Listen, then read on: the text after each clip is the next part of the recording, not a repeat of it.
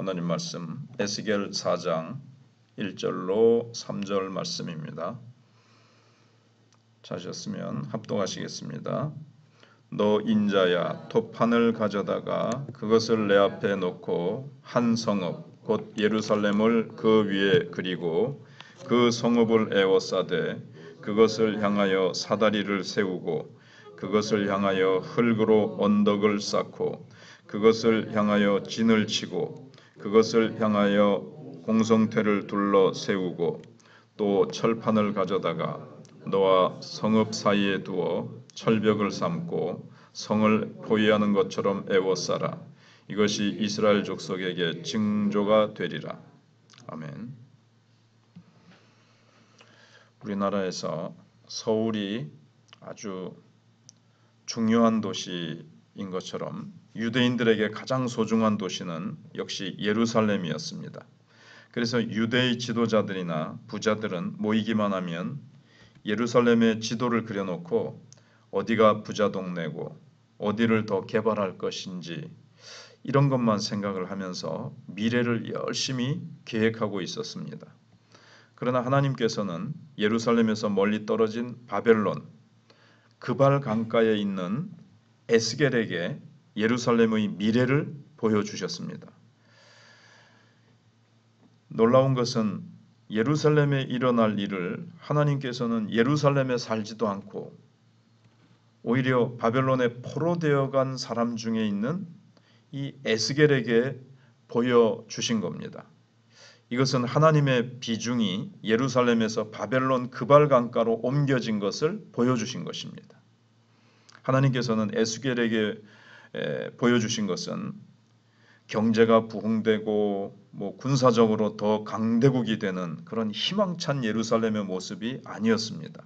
하나님께서 에스겔에게 보여주신 것은 놀랍게도 예루살렘에 전쟁이 일어나서 적에 의해서 포위되는 모습이었습니다.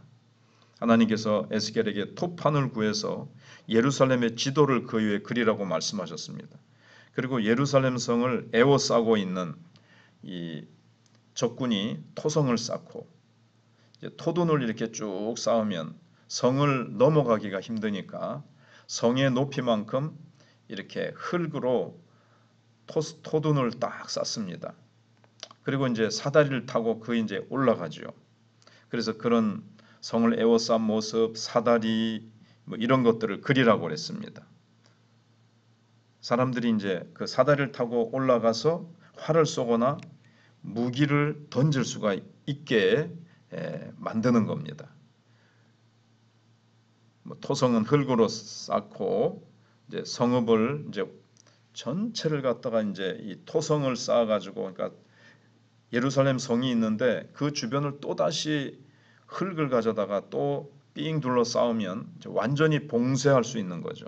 그리고 그 사다리를 타고 토성 위에 올라가서 성을 공격하기가 굉장히 쉬워지게 됩니다.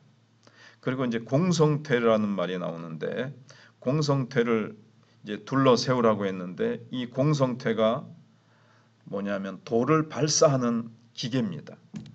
큰 돌을 넣고 그 안에다 탁 넣고 발사를 하면 성도 부서지고 사람들도 맞아서 죽고 성 안에 있는 무기들도 막 부서지게 됩니다.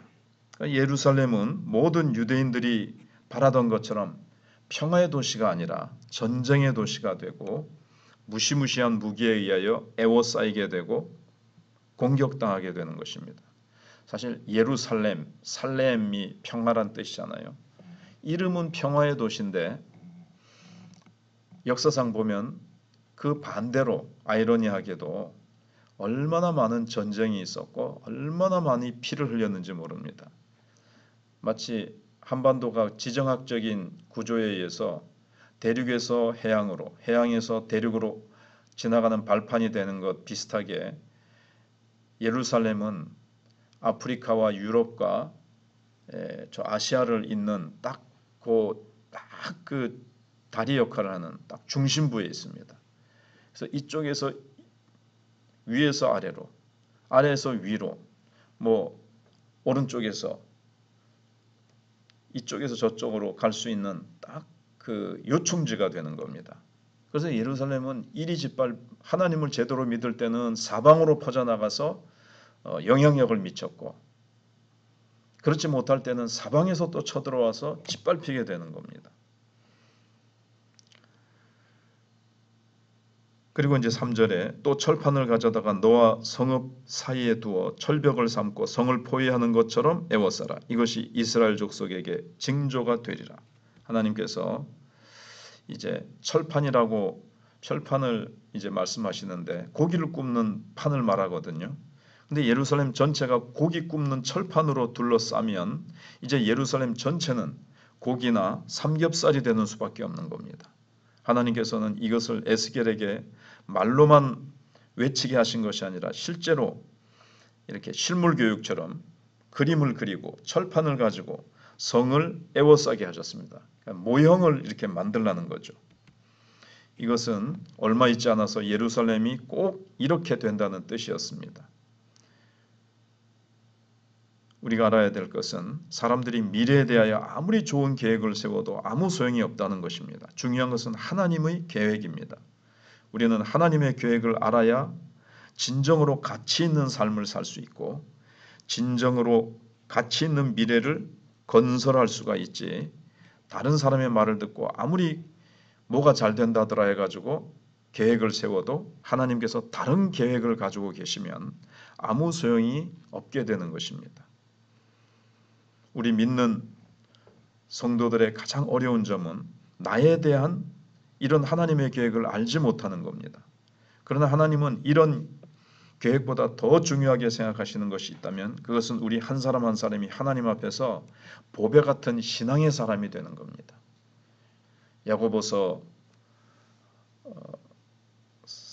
3장인가 4장에 있는 대로 너희가 아무 도시에 가서 1년 동안 사업을 해서 일을 벌이라고 하지만 그것이 무슨 거기에 보면 내가 아무 도시에 가서 1년 동안 장사를 하고 뭐를 하고 구체적인 계획이 있어요. 근데 그 계획에 하나님이 없지요.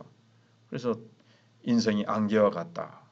이렇게 이제 하는 말씀이 있는데 예루살렘에 앞으로 이렇게 투자를 하고 예루살렘에 이렇게 도시 계획을 세우고 재개발을 하고 별 미래의 계획을 세우고 인간이 아무리 계획을 가지고 있다 할지라도 하나님의 계획은 그것이 아니었습니다. 우리는 먼저 보배 같은 신앙의 사람이 되라는 겁니다. 우리의 믿음이 보배 같은 믿음이 되기만 하면 하나님은 얼마든지 좋은 계획을 보여주시고 우리를 그 계획의 가장 중요한 주인공으로 삼아 주십니다. 그러나 우리의 중심이 하나님의 말씀으로 변화되어 있지 않으면 쓰임을 받을 수가 없습니다. 우리는 예수님이 하신 말씀이 얼마나 중요한 말씀인지 다시 한번 깨닫게 됩니다. 즉 좋은 나무에 좋은 열매가 맺고 나쁜 나무에 나쁜 열매가 맺느니라 말씀하셨습니다. 하나님 앞에서 좋은 열매로 사용되려면 먼저 좋은 나무가 되어야 됩니다. 그래서 우리 자신이 좋은 나무로 변화되기만 하면 좋은 열매는 따라오는 거죠. 근데 내 자신이 좋은 나무가 되지 못한 상태에서 좋은 열매를 맺으려고 하는데 좋은 열매가 맺힙니까? 안 맺히는 거죠.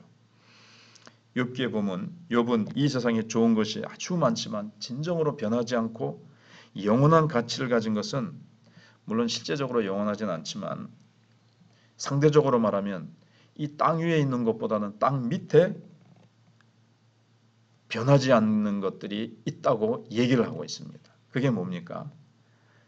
땅 위에는 좋은 옷도 있고 음식도 있고 명예도 있지만 이런 것들은 다 조미 먹고 다 썩어지고 잠시 있다가 사라져 버리는 것들이죠.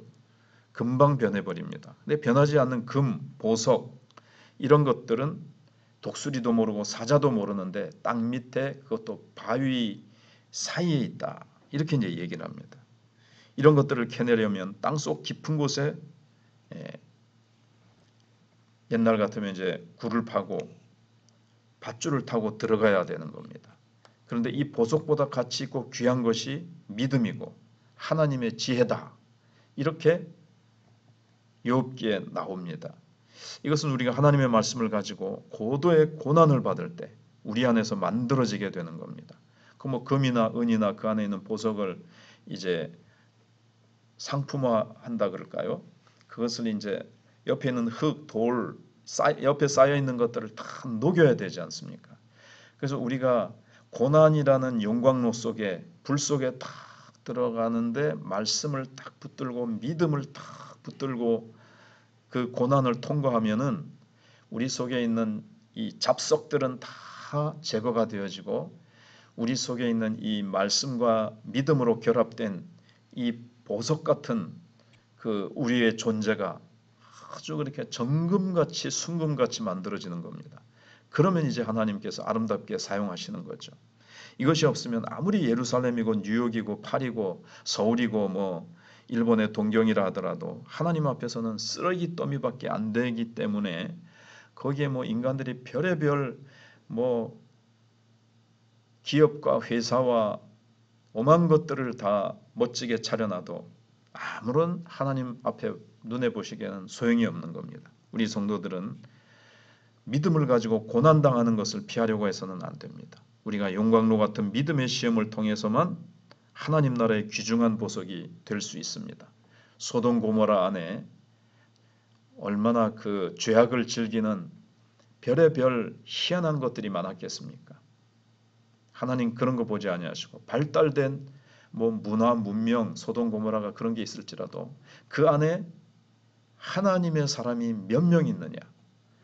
보석 같은 믿음을 가진 사람이 몇 명이 있느냐? 그걸 하나님이 보시는 거지.